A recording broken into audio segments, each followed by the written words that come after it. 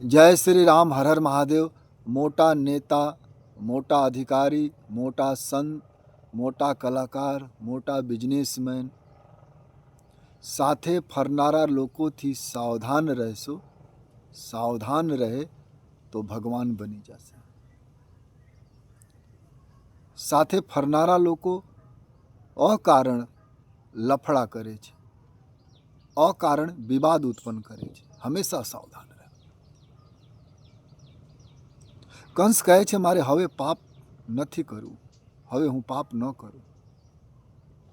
નારદજી આવે છે અને કહે છે હું તમારો ખાસ મિત્ર છું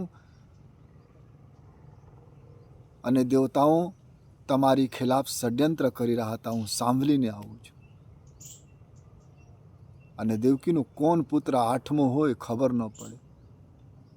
દરેકને ખબર છે 1 પછી 2, 3, 4, 8 આવે. કંસ કહે છે હું શું કરું? દેવકીનો બધા પુત્રોને મારી નાખું? નારદજી કહે છે તમારી મરજી. તો લોકો ભડકાવે છે. રાજા મહારાજા, શાસ્ત્રોમાં ઉલ્લેખ છે ઘણા રાજાઓ ભગવાન રામ ભેસ બદલીને જનતા વચ્ચે જતા અને ખબર કાઢતા લોકો મારા વિશે શું વિચારે છે. કોઈ દિવસ વિશ્વાસ કરો પણ ફૂલ વિશ્વાસ ન કરો.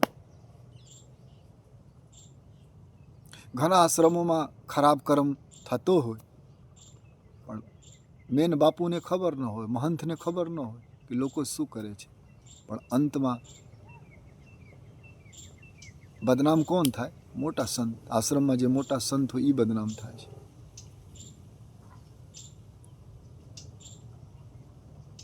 મોટા નેતા હોય એને ખબર ન હોય સાથે ફરનારા લોકો શું કરે છે, પણ બદનામ કોણ થાય? મોટા નેતા થાય, અધિકારી થશે, મોટા કલાકાર થશે. એના સાથીદારો પૈસા લઈ લીધા હોય કોઈ કાર્યક્રમ માટે અને એને ખબર ન હોય તો બદનામ કોણ થાય? મોટા કલાકાર. હંમેશા સાવધાન રહો. શાસ્ત્ર કહે છે અને સાવધાન રહેશો તો સુખી રહેશો. અને સાવધાન કારણ બિઝનેસમેન હોય, કોઈ ફેક્ટરી ડાલતો હોય તો રસ્તા બીજો હોય માન લો, તો અમુક એના સાથીદારો હોય એવી જગ્યાએ છે રસ્તા લઈ જાય થોડા પૈસા મળે. તો સાવધાન રહેશો તો ભગવાન બની જશો. હંમેશા સાવધાન રહો.